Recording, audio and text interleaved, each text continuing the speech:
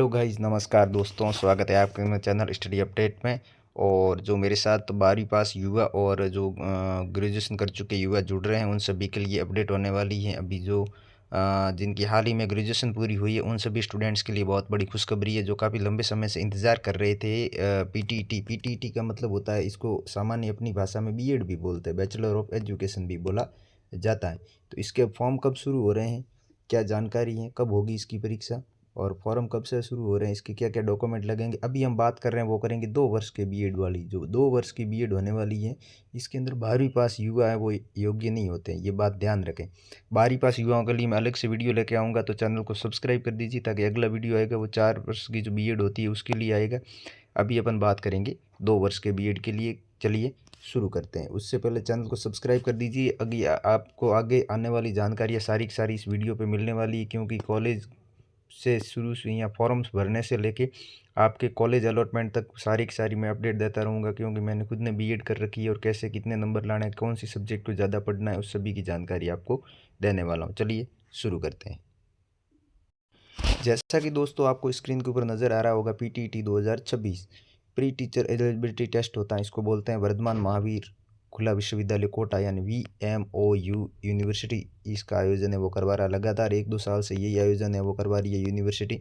तो किस प्रकार से करना है, कैसे होगा, कैसे एग्ज़ाम होगी, सारी की सारी डिटेल है अपन इस PDF के अंदर पढ़ने वाले। एक एक डिटेल को ध्यान से देखते रहिएगा। और जो युवा बीएड कर रखी है, सॉरी बीए कर रखी है, उनके लिए बीएड करने का अवसर है, सुनहरा अवसर है। उसके बाद में बड़ी रीट की भर्ती है, उसके अंदर आपके लिए क्या योग्यता रहेगी, कैसे रहेगी, इसके बिना आप टीचर नहीं बन सकते। तो चलिए शुरू करते हैं। तो दोस्तों ये है बीएड 2 वर्षीय प्रवेश परीक्षा के लिए ये कुछ जानकारियाँ दी हुई है कुलगुरु के द्वारा, और उन जो कौन कुलगुरु है उनके बारे में सब कुछ दी हुई है, और समन्वयक कौन है वो सारी डिटेल है। तो अपन सीधी सीधी बात करते हैं 2 वर्षीय बीएड। देखिए लिखा है कि प्री एजुकेशन टेस्ट पीटीटी 2 वर्षीय बीएड परीक्षा बोलते हैं, जिसको प्रवेश परीक्षा, पहले इसकी प्रवेश परीक्षा होती है, फिर आपको कॉलेज है वो मिलती है। इसके बाद में अपन बात करते हैं कि भाई 2026-27 के अंदर राष्ट्रीय अध्यापक शिक्षा परिषद राज्य सरकार के नियमानुसार पात्र विद्यार्थियों को वेबसाइट, और इसकी वेबसाइट ध्यान रखें क्योंकि बहुत सारी फर्जी वेबसाइट बनती है, तो आप वेबसाइट देख लीजिए। PTET VMOU कोटा 2026.in पर ऑनलाइन आवेदन आपको करना है। आपको जब फॉर्म भरोगे तो आप इसी वेबसाइट के माध्यम से भरें।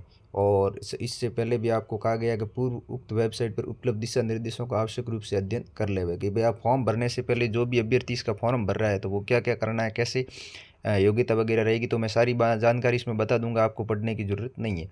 तो देखिए ये है महत्वपूर्ण तिथियाँ। अब काफ़ी स्टूडेंट पूछते हैं कि भाई फॉर्म कब से स्टार्ट होंगे और लास्ट डेट क्या है। तो आपकी 20 फरवरी 2026 ऐसे फॉर्म स्टार्ट हो गए, और ये फॉर्म 1 महीना चलेंगे। 20 मार्च तक आपके फॉर्म है वो लगातार चलेंगे। और इसकी जो परीक्षा कब होगी, तो परीक्षा का देखिए बिल्कुल स्पष्ट रूप से लिखा है, इसकी आपकी परीक्षा होगी 14 जून। 14 जून के दिन रविवार है, और 14 जून के दिन ही आपकी होगी इसकी पीटीटी की प्रवेश परीक्षा होगी। परीक्षा की फ़ीस कितनी है, तो ये देखिए परीक्षा की फ़ीस है आपकी 500 रुपये फ़ीस है। कितनी फ़ीस है, 500 रुपये फ़ीस है, जो ई मित्र के माध्यम से आप कटवा सकते हैं। आगे अपन बढ़ते हैं तो सामान्य दिशा निर्देश हैं। तो देखिए कि बीएड के महाविद्यालय आपको अलॉट होगा, और उसमें पाठ्यक्रम में प्रवेश लेने हैं तो पीटीटी 2026 की परीक्षा कराई जाएगी। कोटा के द्वारा ऑनलाइन आवेदन आमंत्रित किए जा रहे हैं, और जिसकी शुल्क है वो 500 रुपये है। कितनी है, 500 रुपये अभी मैंने बताया। अब आवेदन की पात्रता क्या है, तो इसके लिए क्या होना चाहिए कि कार्यक्रम में प्रवेश के लिए विज्ञान, सामाजिक विज्ञान, मानविक वर्ग में 50% अंकों के साथ विधि द्वारा स्थापित किसी भी विद्यालय की स्नातक या स्नातकोत्तर उपाधि वाले अभ्यर्थी पात्र होंगे। इसके अंदर कम से कम आपको 50% अंक प्राप्त होने चाहिए। किसमें, बीएड के, सॉरी बीए के अंदर, किसके, बीए के अंदर आपके 50% अंक होने चाहिए। और इंजीनियरिंग, या जो अब इंजीनियरिंग वालों को भी इस बार मौका दिया है कि इंजीनियरिंग या प्रौद्योगिकी में स्नातक डिग्री या विज्ञान या गणित में विशेषज्ञता के साथ कुल 55% आपके होने चाहिए। इस बार जो बीटेक वाले ये भी जो है वो भी बीएड कर सकते हैं, उनके लिए अलग से योग्यता ये है कि आपको 55% आपके बीटेक वगैरह जो भी आपने डिग्री कर रखी है उसके अंदर आपके 55% मार्क्स होने चाहिए। उसके अलावा इसमें छूट भी मिलती है, किसको मिलेगी, तो SC ST OBC MBC इन सब को है वो EWS हो गया, इन सब को 5% की मेरे हिसाब से छूट है। उपयुक्त वर्तमान उपयुक्त वर्गों के लिए 5% छूट है। और उपयुक्त वर्गों कार्यक्रम प्रवेश लेने के लिए सामाजिक विज्ञान मानविकी वर्ग में 45%। मानविकी का मतलब है आर्ट्स, मानविकी का मतलब क्या है, आर्ट्स के अंदर चाहे वो साइंस वाला हो, उसको 50% अंक प्राप्त होने ज़रूरी है।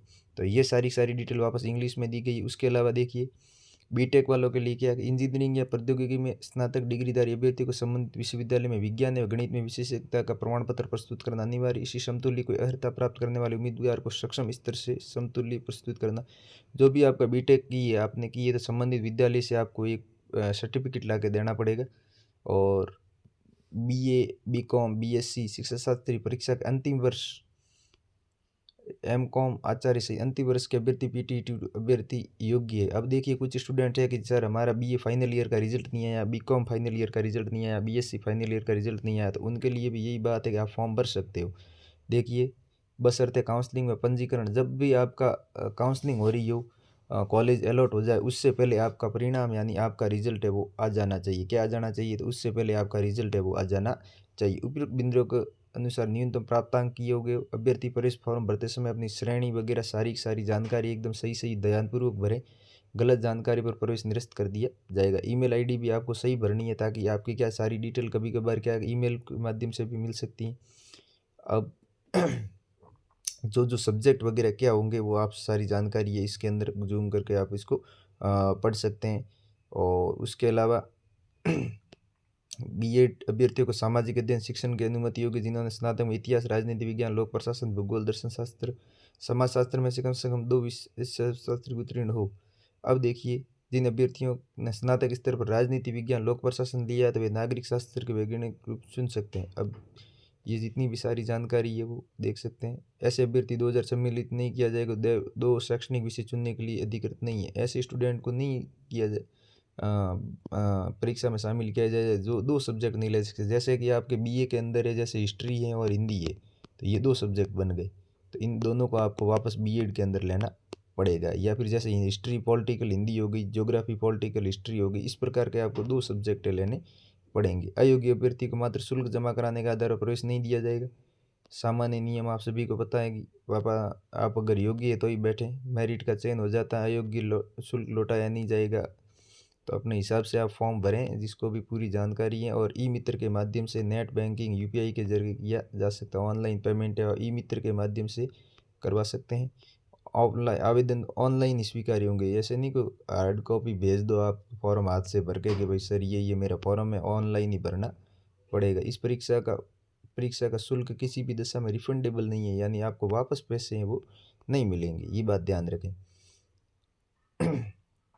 ऑनलाइन आवेदन प्रारूप वेबसाइट से डाउनलोड करें। ऑनलाइन आवेदन से पूर्व हाथ से भर ले। परीक्षार्थी नाम 10वीं की जो मार्कशीट है उसके अकॉर्डिंग आपका सारा काम है वो होना चाहिए। ये पूरी जानकारी आपको मेन जानकारियाँ मैंने बता दी है। पासपोर्ट साइज़ फ़ोटो वगैरह बाकी जानकारी आप ई मित्र से ले सकते हैं। अगला वीडियो आएगा वो आएगा इसका सिलेबस है वो क्या रहेगा, उसके लिए मैं अलग से वीडियो जारी करूँगा। चैनल को सब्सक्राइब कर दीजिएगा ताकि आपको आगे भी ऐसी अपडेट मिलती रहे। Thank you. जय हिंद, जय भारत।